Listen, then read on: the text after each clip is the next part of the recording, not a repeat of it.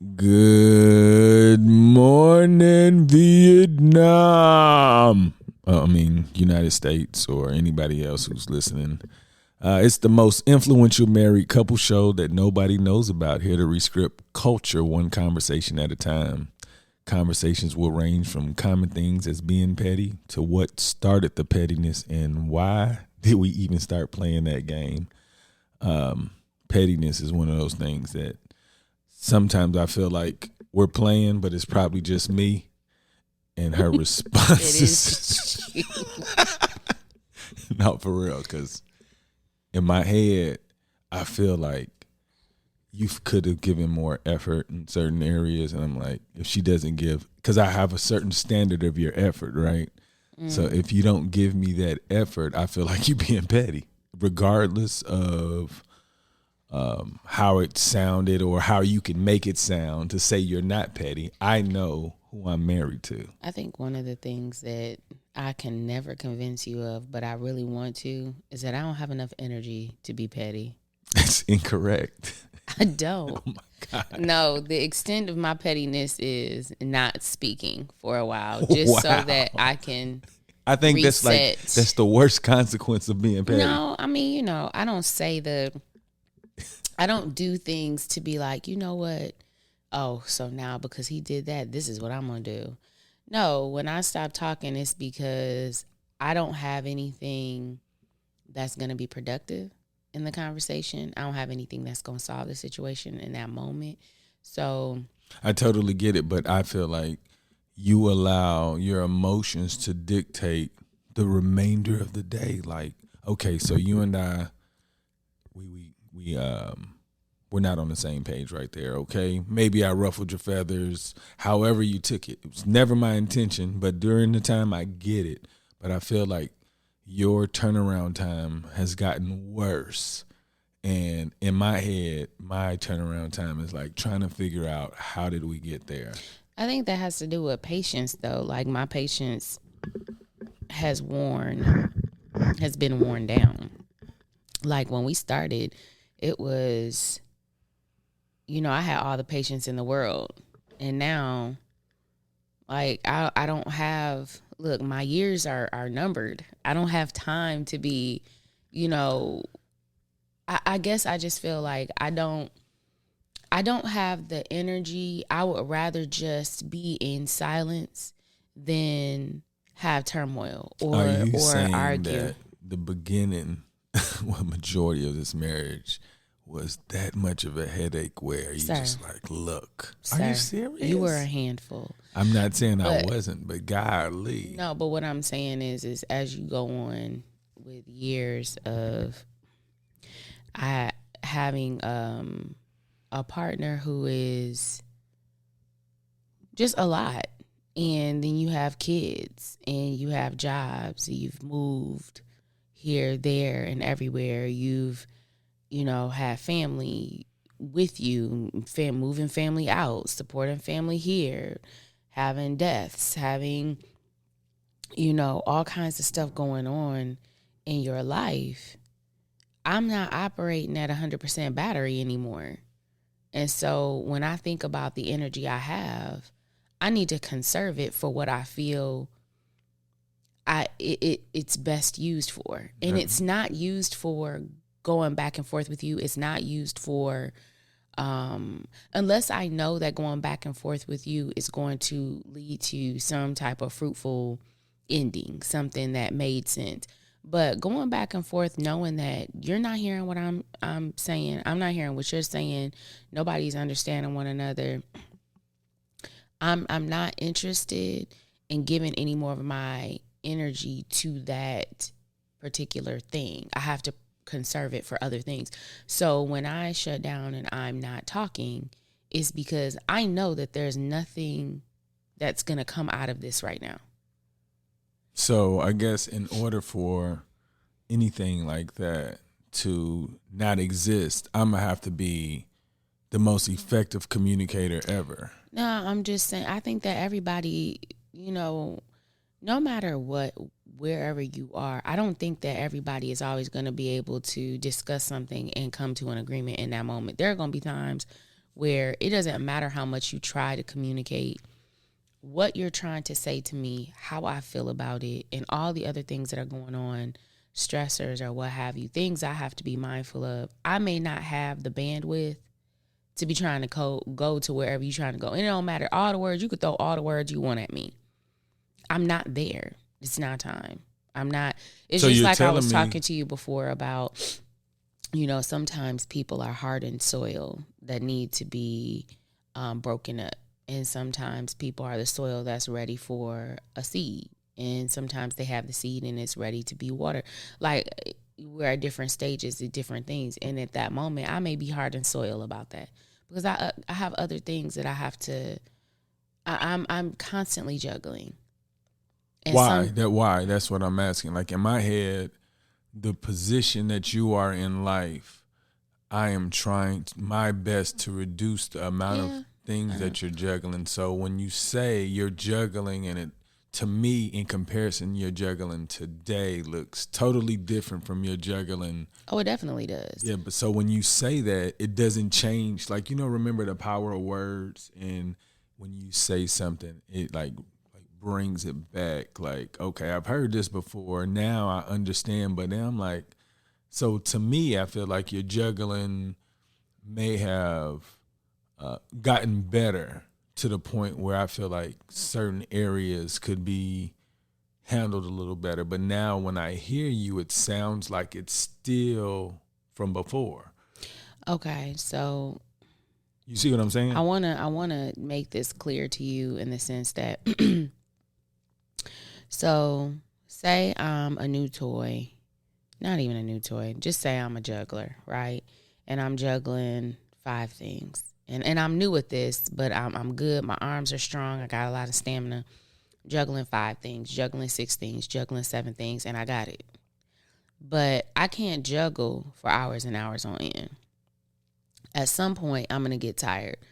Now I'm taking this too far, but say I'm juggling a knife, a bomb, and whatever else. You know what I'm saying? It's not easy to put those things down or to stop juggling those things. Now, sure enough, you came in and you took a couple of those things off me, more than a couple of things. But it doesn't take away the fact that I've been juggling for a long time trying to maintain this homeostasis amongst the family. So now you've taken some things off of my plate, but I'm tired. And so now I don't have, my muscles are weak and they feel wobbly, but I still got some things that you can't take off my plate. This just it's not related to the household. It's related to me. And so the things that I am left to juggle, you have to understand that I've been doing heavy lifting for a while and it's been a long time. So now, I'm juggling 3 things instead of 7 things. But I'm tired and I'm worn down. The sister is old. Like, my energy level, we're talking about a battery. I don't think that it's meant for you to go into your older age and be juggling the same things you were juggling when you were younger. I don't think our bodies are set up like that. And yes, you've lightened my load, but that doesn't mean that I don't have one still. And you have to understand that my capacity to uphold these things has diminished over time. And so if I have to think about, okay, Kanika, you only have 60% of your energy left because you've been pushing in the beginning. How are you going to best use this energy? Are we going to argue? Or are we just going to quiet it down until everybody is calm and this situation doesn't even seem as serious as it was? And then come back in and be able to say, okay, this is what I meant. This is what I heard. Just let me know if I'm right or if I'm wrong. That's how I feel when I go quiet. I'm not being petty. I'm conserving my energy. And for me to think of a way in order to annoy someone because they annoyed me, it takes so much energy. I don't have it in me. I just don't. It's interesting. I don't know. I guess when I hear that, I think like like for you to even get to that point, the initial conversation, no matter what it was never intended for you to get to that point. Yeah, I don't think we ever go into a conversation intending to hurt. Then if or that's bother the case, why is the behavior continuing where that can happen? Why isn't it improving? It's like we're trying to like find a threshold between the two. Like I don't feel like I don't know. I guess in my head I have other reasons on why you are at 60%. And we're not gonna go into that. We're gonna go into no. That's what I'm telling you. Okay. That's ultimately the reason why I feel like when as we get older, like our parents, you can see how how your parents grew up and then my parents grew up, and you can see how the different labor wore on the bodies of the parents who. Mm-hmm. So I totally get if you don't catch up in time, you'll beat your body up. But at some point, if your body's able to slow down, you got to still do whatever to continue the maintenance of everything else. I don't understand. I feel like our health is okay, but I'm talking about my mental capacity. Correct, and that's what I'm saying. To me, your mental capacity is affected by your overall health. Okay, but when I look at it, I'm saying my mental capacity, even when I was younger, even when I was smaller, had more energy, whatever the case may be, I was still stressed. Like I understand that your diet and all that other stuff is going to impact your mental, but I'm saying to you, regardless of the goal isn't to improve my health so that I have more energy for bull. The goal is to improve my health just to improve my overall health. But I'm talking about mentally. May I ask you a question? When you said more energy to deal with bull, what do you mean bull? Like going back and forth. Like when I say the conversation started off as me saying that I become quiet. That's not me being petty. And that's to conserve my energy. I'm not going to sit here and go back and forth with you. And the goal of me having better health is not so that I have greater capacity to go back and forth. So true. That's not what I'm saying. So I guess you're taking what I'm saying wrong. I feel like your health doesn't allow you to have an open mind on what I'm saying until after the fact.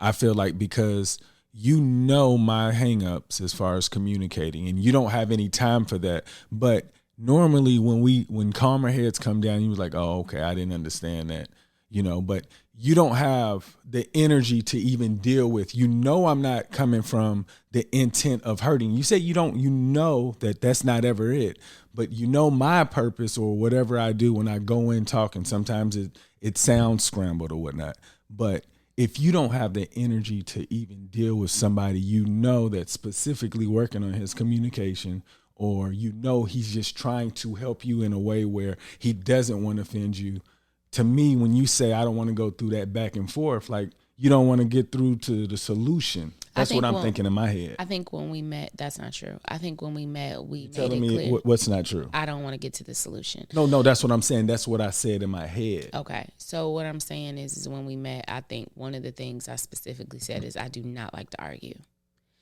And you said the same thing. Yeah, I agree. Okay.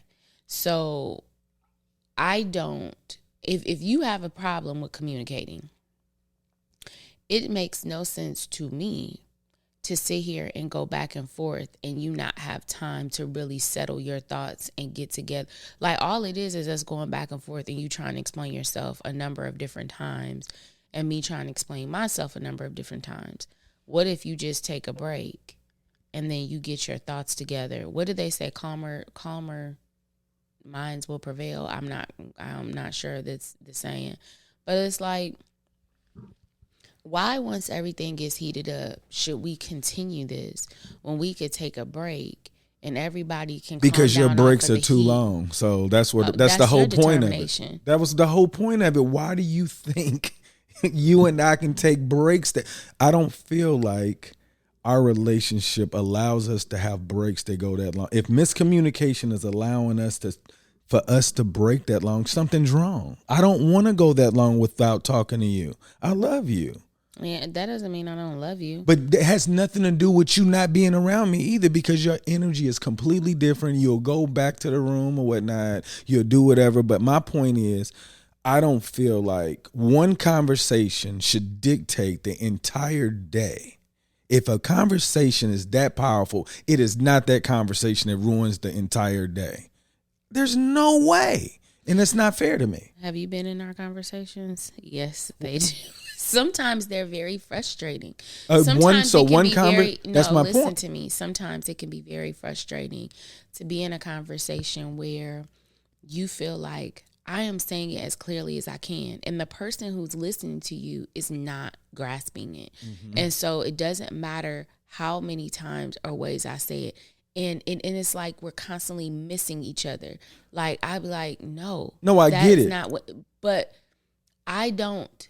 To go back and forth to me is to waste. I totally get it. I'm just saying that after that's over, it should be over with. You will go hours to a day, maybe 2 a day. Like honestly, I'm saying, like, why does one conversation mess up the flow of everything? What am I doing? You know that you know all of these things. That's what I'm saying. So what can I do to prevent that from happening? Because I don't know what I'm doing other than you saying I'm telling you, you make me feel like I need to be the most effective communicator. But then you say you can't always feel like we're going to be. You're right. But I don't feel like my wife and I should stop talking at any point. Like, I can see we disagree, but when you can just decide, that's petty to me. No, to me, and I think that part of this is you understanding that my intention is not to be petty. It's self-preservation. I totally get that. And I'm saying, what can I do so you don't have to go into self-preservation mode? The reason why I do that is because of, like, the direction of the conversation. If it's getting to be too much, then I eventually I get to the point, and I know that there have been many times where I'm like, John, that is not what I mean. And I've said it a number of times, and then I have to repeat. And it's like, no, but you're not understanding. Okay, well, then you know what? Neither one of us, you speaking this language and I'm speaking that language, it's not working. So let me just back off, because you know what? If there's one thing I hate, like in the depths of my spirit, is to sit here and go back and forth and stressed about something where I don't see the solution there. I feel like when you're able to walk away and you're able to mind your business for a while and come back when that situation doesn't seem so important, so heightened, then it makes it so much easier for people to either say, you know what, it's not that deep for me to argue about, or I hear what you're saying because you had time to think about how you wanted to say it to me. Whatever the case may be, I understand. Yes, I can go a day, I can go 2 days without really having that's any unacceptable engagement. to me. I understand. I know, that's what I'm saying. So how do we make amends to make sure that doesn't happen again? Because to me, again, I don't want to do that. And for you to feel like that's okay. I never said it was okay. You just said earlier. That's the way I understand that you're frustrated about it.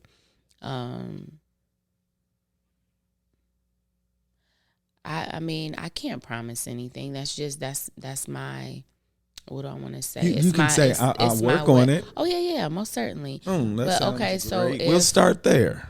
If it gets to a point where I want to take a break, then you know me, my follow through is so sad. But like, okay, a 2-hour break, set a timer for 2 hours, and then we speak after that.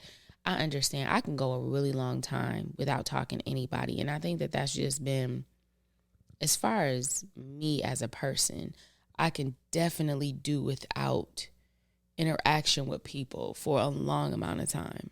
I really, really can.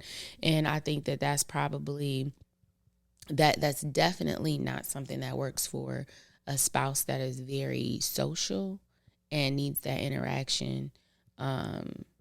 No. That's incorrect. First of all, I didn't. You don't need an interaction. No, this just recently come about because I said I wanted to be more present so I can show you how important you are to me. So don't try to make it seem like that's been my life and this is you've been doing this the whole time. No. Well, you talking about? First of all, yes, I'm talking about a spouse that's very hands on, and I have. Yeah. Now you are. I am because I want to be present. Yeah, before I used to be able to do my 2-day stints. Yeah. I mean, not care. Yeah, that's very true. And it used to work for me. And then you would come around. And then I would come around and I'd be like, because okay, I was being stubborn. Yes, because you were being petty. I was trying to conserve my energy, but you, sir, you were being petty. And so for me, yeah, I needed to be able to chill out and be like, okay, come back and then talk it through with you. But see, that was the difference between, and it reminds me of that saying where it's like, the person, like I remember when we were growing up, they'd be like, okay, the person that is always blaming you, saying you're cheating is the one who's cheating. So the person who's always blaming you and saying you being petty is the one who's being petty. That's how I take this right now, because when I shut down, it's for me. It's not to hurt you. But when you that's what I'm saying. Your behaviors remind me of people that's like doing something that I don't know why. No, because I feel like when you shut down, you are being petty. Because you hurt my feelings. Yes, I don't do stuff because you do things because see, I don't. That's what I'm saying. The way that I've grown up. Okay. And when somebody does something, it's because I don't like, oh, so you gonna do that? So I'm gonna do this. Yeah. Yeah, no. Tick for tack. Yeah, I'm not tit for. Oh, you used to. Oh, I hated tit for tat. First of all, no. You didn't bring up nothing until I brought something up, and then you want to start listening. Well, no, because this is my thing. I remember when you used to complain about stuff, and then I would come with my laundry list, and I would come with my laundry list because I understood who you were. I understood how you were. But what I needed was to be able to illustrate to you that there are things that don't necessarily make me happy either. However, this is where we are. Like, do you hear me talk about this? Do you hear me complain about this? You be like, oh, now you tit for tat. No, it's just to say, I can tell you I have a level of tolerance for you, and you are offering me minimal tolerance. Because then I was just that's what I was as a man. I know, and I was like, that. Yeah, so I don't want you to think like we're not there. But but I'm saying to you, and that's my thing. You gotta. This is not about your intent. It's about what is her intent. Now thinking about, it was a combination of everything. But we used to have conversations, and I used to say to you, John, that didn't mean anything to me. No, listen, it didn't. Yeah, no. But I mean, even for anybody listening, like, think about who I am. I'm not you, and it's not a slight against you. It's just to say, think about who I am. Would I do that to you? Like, is that my MO? Is that how I do it? You've done things to make me feel like you're capable of anything. John, that was one time. Y'all, one time in college. I was a young girl. I made a poor decision at the beginning of our relationship. And you have taken that and made it a part of my character for the remainder of our time together. Wait, pop, pop, pop, pop, pop. You made it a part of my character to as a pinpoint of saying, okay, remember that she's capable of this. But in all of my life, with you, having kids, raising kids, having family, doing whatever I do, like when you started your business and how I was behind you, check and this I was out. like, Somebody recently said that, you know what, your wife is like, she is like, you had to be great. Because your wife allows you to really figure it out. And he was like, he's trying to like, he was like, I would love to do what you're doing. And I said, the problem is you have to convince your wife that you're capable of actually performing like that to a degree. And maybe you have to do the convincing. But I was like, my wife doesn't really make bad decisions. And although she's let me like feel my way around, but he said that you make it very easy for me to move through this world. I do. And this is it's not to put a jewel in my crown. However, there are jewels in my crown. But what I'm saying to you is that in all of my history, you kept that one thing as, but she's capable of something bad. And I have to keep that in mind in everything. But everything else in my history and my timeline, I've been stellar in comparison to that. I've been supportive. Look, I know. Hey, and so what I'm saying to you is when we go down into these situations, you never, I don't want to say never, because I know you hate the word never, but it is so hard for you to ever think about who I am. I can tell you why now. Nope. When you know, I can tell you why.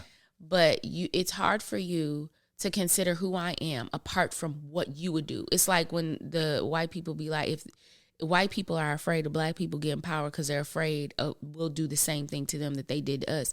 I don't walk through this life like you. So how you take things, how you read things, what you think it is, it's never really where my head is. And then later on, you have to find that out yet again. And I always say, John, that's not me. Like, think about who I am. So just think about what I went through in my life for that to still be a pattern in my life. But what's so crazy is I've been with you almost the majority of your life, and I still haven't convinced you. But I was still practicing the same patterns, and I'm just now realizing that what you're saying, like, I don't, like, I'm gonna tell you what I was trying to tell you when I was rudely interrupting you. Oh, when you were you were interrupting me. Okay, rudely interrupting you. Yeah. Oh, okay, good. So I realized the reason why I can't give you the benefit of a doubt, because in my head I already know I'm ready to counter. In my head, because I know that the response is always somebody's coming for me. So it's kind of a blur. I think the saddest part is that anybody coming for you, I'm the first one to say I'm gonna knock their knees from up under them. I know, and you know, but like this, it's just it's a bad behavior.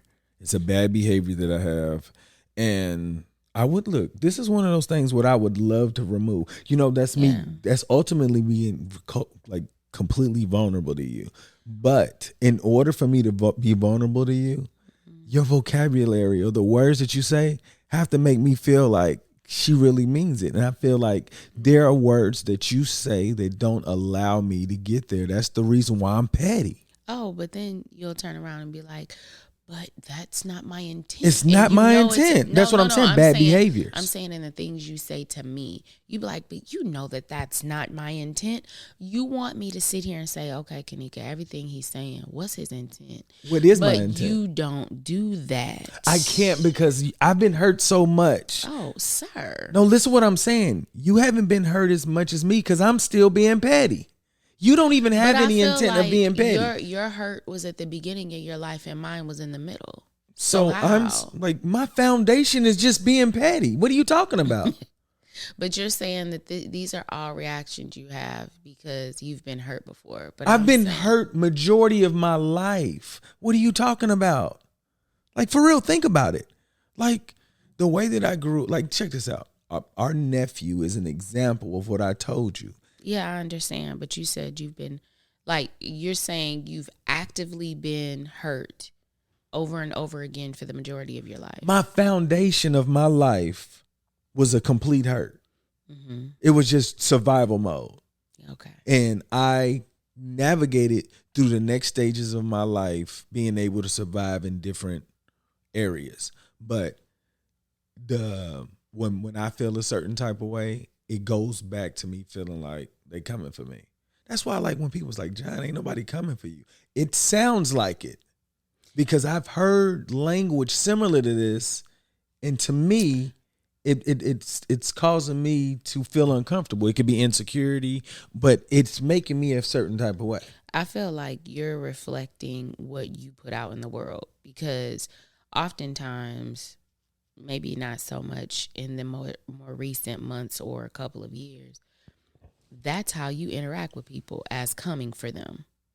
Yeah, you no. come for people, and so you expect, this is like, It sounds like it though. Yeah, you come for people on a regular basis, and that is your way of communicating. It's usually as an attack, whether it's an overt attack, like, I want you to know I'm coming for you, or I'm going to act like it's a joke, but I'm attacking you. But then you turn around and you be like, okay, so if I'm doing the world like this, I know that that's a sneak attack. I know that's attack. No. That is so crazy. Because I don't operate like you. And we did have very, very different childhoods. And I'm not going to say my childhood was easy. My mom was definitely a protective factor in all of that. But I guess me being able to grow up that way, that wasn't my foundation. So when I was presented with a harder way of having to live afterward, I had those protective factors behind me to help me cope, versus you having it rough in the beginning. But dude, the world is not after you. And I really feel like it's more so, no, it's just you after me now. You are after the world. And so now you be like, the world gotta want to punch me in the mouth, because I've been punching it in the mouth every day on a consistent basis. But no, sometimes there are just people that are like, that's who he is. Well, that's not who you are doesn't determine who I am. You're right. And that's the reason why this is going to ultimately help me become the most effective communicator in the world, because just thinking what you just said, I think it will help me. But I really do feel like people miscommunicate to each other. And like I said, if you know my intent, right, and you know this history of me being petty, why can't you rise up and be the bigger person in the moment while I'm trying to figure it out?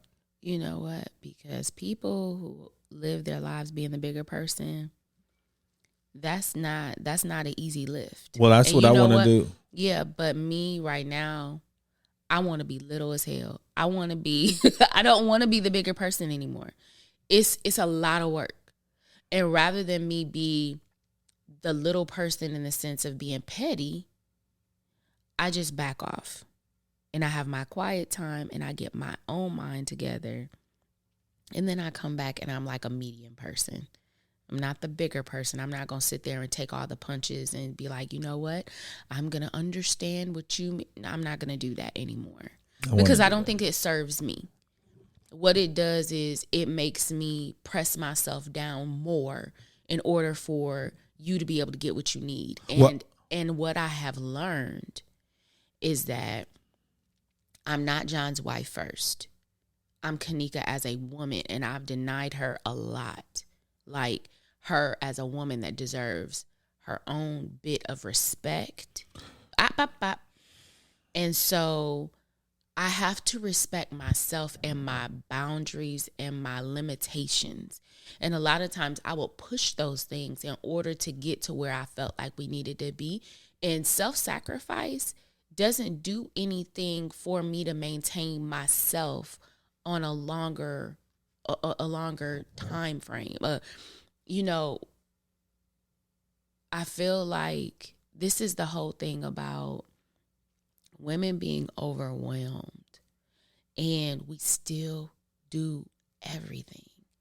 And I feel like at some point we do that to the detriment of ourselves, oftentimes.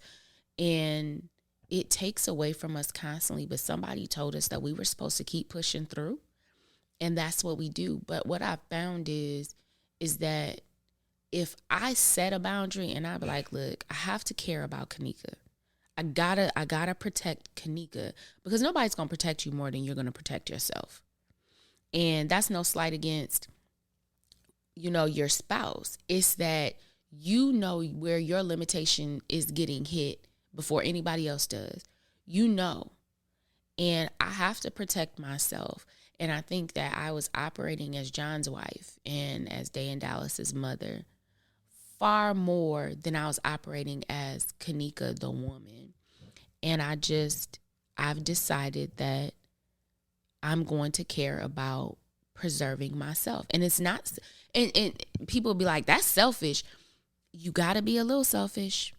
I mean, you got to be a little selfish. Even on the plane, when they say the plane is going down, you got to put your mask on first. It's the same. Yeah. I get it.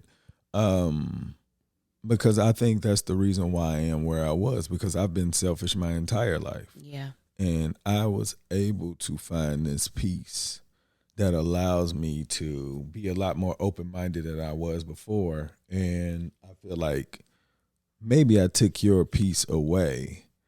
But ultimately, the person that you were, I did not make. That's who you were. You did try to adjust to me to make things better, to get to a certain level. And I get it. And one reason why I said that is because that was definitely not my intent. I was just really playing the script of how I thought a man was supposed to be married. And when I say that, I mean, like, I felt like once you married me, you married the person who I was. That's why I said you were crazy to had married that person, because you never anticipated me becoming this person. That's why I know something's wrong with you, because the person that I am now, I had no idea I could become. And I feel like the years to come that I'm going to show you that this is like, it only gets better every day. I really, truly look forward to trying to make you smile in ways to make you forget, the wars you went through, and trying to just help me wake up. I definitely, and I take no offense to you saying, now on a regular, I would have took offense to you saying that's how I know something's wrong with you. What do you mean? But I don't take offense to that, because I literally embodied the woman who married what I thought there was potential for. I felt like, well, I'm not even going to say that. No, what I thought was that the marriage was going to make you different.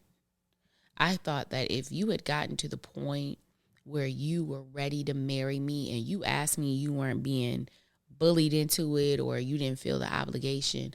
But if you said, okay, I'm about to marry this woman and I'm going to ask her, then that meant that you were ready to lay down your swords and you were ready to be a man, like a full on, you were ready to commit. That's how I thought it was going to be. And I was like, okay, we have a great time together, and he's more than my father was in regards to interacting with his kids. That probably will be a theme that comes around so many times, is measuring what I felt I deserved based on what I had growing up, like, or what I wanted my kids to have. I definitely looked at my dad and I did some measuring, and I was like, okay, so he's being more than what you had growing up does not mean that you have had a lot. Don't mean you had a lot at all. If I had a piss poor dad and then my kids had a dad that's not piss poor, but he's not, like, it doesn't mean that it's the best, and that's no slight against you. It's like, it can be. Look, check this out. I know who I am today. Yeah, it's just that my standards were low. Very. That's what I said. I told you your parents didn't protect you. Oh Lord, no. But the thing is that my standards were set looking at what father I had decided what I didn't want. I did not determine what I wanted. Like, I was like, I don't want this for my kids. I don't want that for my kids. I don't want this. I don't want that. I never said to myself, okay, what is it that you want? I want a father that will be this. Even before that, I want a partner that is this. I never said that. I didn't. I just said what I didn't want. And we got to start determining what we want, not what we don't want. What we want, not what we won't settle for. Because there's a gap. There's a gap in between that you find that if you ask yourself what you really wanted, it's far more than just not the bottom barrel. Like, when I said I didn't want a husband that, I couldn't stand, I couldn't be friends with. You know what I'm saying? I wanted to be able to hang with them, laugh with them, spend time with them or whatever, and enjoy them. And I remember growing up, my mom and my dad, they didn't spend time together at all. But my mom and my stepdad, like, they would go out on trips together, they would laugh or whatever. And so I was like, I want someone who's my friend. But I never sat there and said, what does that mean? Because us in our marriage, I was able to sit around you and your friends and interact with you, but we didn't hang out like friends. Yeah, I didn't know how to do that. Yeah, so I didn't want somebody who couldn't be my friend. But I didn't say I want someone who is my best friend or who really wants to hang with me and be with me. Like, we didn't date like that. Like, we hung out, we watched stuff, we enjoyed. We had similar senses of humor on a lot of things. But I never said, Kanika, what do you want? I was just like, this is what I won't take. That's different. Kanika, what do you want? I want a steak. No. What won't you do? I won't take a old McDonald's hamburger on a garbage lid. Okay, so anything better than a McDonald's burger on a garbage lid is acceptable. But what do you want? I want a steak. I did not approach any of this that way. I didn't approach my selection of you. I didn't approach any of this like that. And I did. Yeah, I bet. I did. I knew. But that also comes from, I think, you were very selfish, and what you wanted is what you wanted. With me, I wasn't operating that way. I thought you were going to bring as much to the table, if not more. That's all because I knew that I was capable of doing what I wanted to do. And I was like, if I just had the right help, I could get to a point and just be really good at what I wanted to do. You literally were thinking about how you were going to move through life and who could be your tools. Yeah. I wasn't thinking like that. I was thinking of who I was going to enjoy my life with. Oh, yeah, because I wasn't trying to get married then either. You weren't. I mean, but even when we got married, I don't think that changed. No, it didn't change because I still hadn't thought about what a marriage looked like. Like, I can look back and be like, okay, this is a marriage. But, like, the things that we do now, how was I supposed to learn that? I just didn't understand. Like, in my house, like I'm telling you, we played no board games as a kid. Mm-hmm. You know what I'm saying? Like, we played, like, card game, like 52 pickup. I mean, not 50. I declare war. 52 card pickup. Yeah, like, I mean, cards. That's what I'm saying. Like, we didn't have any. Yeah, I get you. What I saw inside the house for fun was all outside. Mm-hmm. You know, inside, it just, I don't know. I just didn't know what a family looked like. That's why it was destiny for this to happen. Mm-hmm. Like just think about all of the things that were supposed to prevented us from ever meeting, and the things that ultimately, like, if you did an outline of the things said throughout our relationship. Mm-hmm. On why we shouldn't be together and be together. It's like, wow, it was supposed to happen for real. Well, one of the things that I'm always going to battle with is, number one, I came to a realization today just in this conversation about operating from the perspective of what do I want versus what I won't take. That I had never really verbalized that to myself, but it's real. But I think that I feel like there's so much that I missed out on and I cheated myself out of because I didn't know you were approaching marriage that way. I didn't know. Oh, you weren't supposed to know because nobody told you to consider that idea either. But had I known who you were, had I really asked the questions, had I really Oh, watched. I would have been a I- lost soul. But listen, for me, it would have informed my decision. Yes, she would have been a lost soul, but I know that I don't want Day to miss the signals to understand how to find a partner that she can be happy with as much as possible. They would know what I'm saying? no. They look. Check No, this out. but- The kids. I mean, they say women marry their father. So think about it. Like they don't know anything about. She only knows me now. Like Day is going to marry the version of me now. Like, look, the maturity that I have. If Day ends up finding somebody that I used to look like attractive, I would be totally clueless in the way that we're raising her, because we don't even carry ourselves in that manner anyway. So she would be like, "Oh, thank you." Yeah, but I'm just saying you can have somebody that looks good on paper, but they're not well suited for you. And what I'm saying right now is The initial interaction be cool, but after Yeah. that, I don't see her investing time. okay. And I guess that's really what it is. I went through it so she wouldn't have to. And I saw my mom. What's so crazy is I saw my mom. I saw the two differences in who my mom was with my dad and with my stepdad. And it never really... You didn't have that conversation. It never really triggered in my head. But,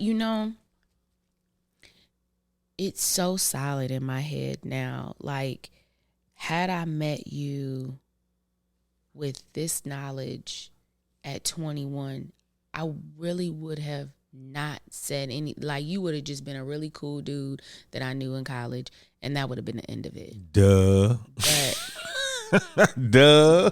but here I am, right? 20 years later. But I'm saying you. I know.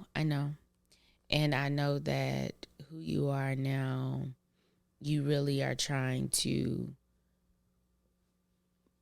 be, I don't want to say a different person. You definitely have a different perspective on life and in relationships, or at least in this marriage and with the kids. And I appreciate that. That's definitely what me having changed the way I see things. It definitely helps us in progressing forward, because I think that had I ever come to this point, which I was on my way to this point while you were in Abu Dhabi, I was like, oh, it's all right if this is just us parenting. That's cool.